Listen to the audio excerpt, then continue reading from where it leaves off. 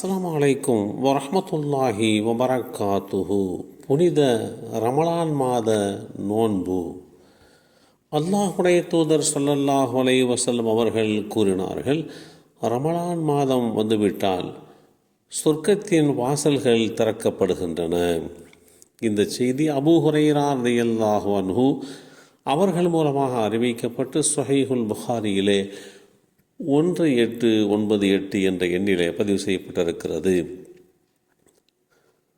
நம்மை படைத்த ரட்சகனாகிய அல்லாஹ் இவ்வுலகில் அவன் எதை விரும்புகிறானோ அவைகளை படைத்திருக்கிறான். அவனுடைய படைப்புகளில் அவன் எதை வேண்டுமானாலும் தேர்வு செய்து ஒன்றை விட ஒன்றை அவன் மேன்மைப்படுத்தி வைக்கிறான். அல்லாஹுடைய தூதுத்துவ பணிக்கு மனித சமுதாயத்தில் இருந்து தூதர்களை தேர்வு செய்தான். அந்த தூதர்களில் சிலரை விட சிலரை அவன் மேன்மைப்படுத்தியும் வைத்திருக்கிறான். அதேபோன்று மலக்குமார்கள், அவர்களிலும் ஜிப்ரீல் அலைஹிஸ்ஸலாம், மீகாயில் அலைஹிஸ்ஸலாம் ஆகிய இந்த வானவர்களுக்கு மிகச்சிறந்த மேன்மைகளையும் வழங்கியிருக்கிறான். பொதுவாக இடங்கள் அனைத்தும் அல்லாஹ்வின் படைப்பு என்றிருந்த போதிலும் அவற்றில் மக்கா, மதீனா, பைத்துல் முகத்தஸ் ஆகிய இடங்களை அவன் புனிதப்படுத்தி வைத்திருக்கிறான்.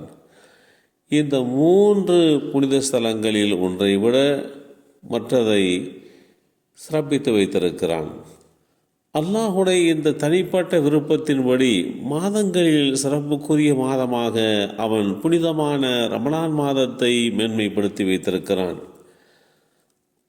ரமலான் மாதம் எத்தகையது என்றால், நேர்வழியை தெளிவுபடுத்தி சத்தியத்தையும் அசத்தியத்தையும் பிரித்து காட்டக்கூடிய வேதமறை குர்ஆன் அந்த மாதத்தில்தான் மக்களுக்கு நேர்வழியாக அருளப்பட்டது.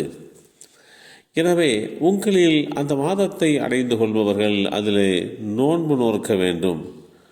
நோன்பாளியாகவோ பயணியாகவோ இருப்பவர்கள் வேறு ஒரு நாளில் விடுபட்ட நோன்புகளை நோற்கட்டும். அல் குர்ஆன் அத்தியாயம் 2 சூரத்துல் பக்ரா வசனம் 186 தெளிவுபடுத்தியிருக்கிறான். நாம் நரகத்திலே இருந்து விலகி தப்பித்து லேசான முறையிலே சொர்க்க பாக்கியத்தை அடைவதற்காக வேண்டி வாய்ப்புகளை அல்லாஹ் புனிதமான ரமலான் மாதத்தில் அமைத்து கொடுத்திருக்கிறான். மனிதன் தான் செய்கின்ற குற்றங்களால் நரகத்திற்கு செல்கிறான். அல்லாஹுடைய தூதர் ஸல்லல்லாஹு அலைஹி வஸல்லம் அவர்கள் மூலம் நமக்கு அல்லாஹ் கற்றுக் கொடுத்த வணக்க வழிபாடுகள் இந்த மாதத்தில் நம்மால் நிறைவேற்றப்படுகின்ற போது அவற்றின் மூலம் நம் பாவங்கள் மன்னிக்கப்படுகிறது. இந்த சின்னஞ்சிறிய வணக்க வழிபாடுகளுக்கு பன்மடங்கு நன்மைகளையும் ஈடு இணையில்லாது சுவர்க்க பாக்கியத்தையும் அல்லாஹ் வழங்குகிறான்.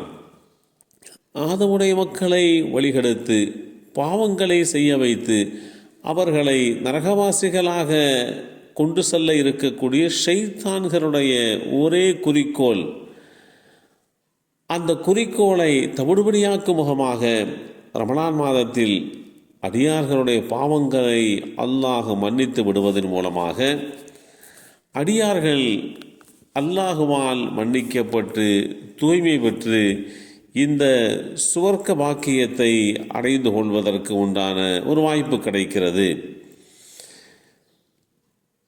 அடியார்களுடைய பாவங்களை அல்லாஹ் மன்னித்து விடுவதால் ஷைத்தானுடைய முயற்சிகள் பலனற்று போய் தோல்வியிலே முடிந்து விடுகிறது. இதுவே ஷைத்தான்கள் விலங்கிடப்படுகிறார்கள் என்பதற்குண்டான கருத்தாக நபிமொழி தொகுப்புகளுக்கு உண்டான வியாக்கியானமாக அமையப்பெற்றிருக்கிறது. இப்படிப்பட்ட புனிதமான ரமலான் மாதத்தை அடைந்து கொண்டு அதில் நிரப்பமான முறையிலே நற்காரியங்கள் புரிந்து வாழும் வாய்ப்பை அல்லாஹ் நமக்கும் நம் சந்ததிகளுக்கும் வழங்கி அருள் புரிவானாக. அஸ்ஸலாமு அலைக்கும் வரஹ்மத்துல்லாஹி வபரகாத்துஹு.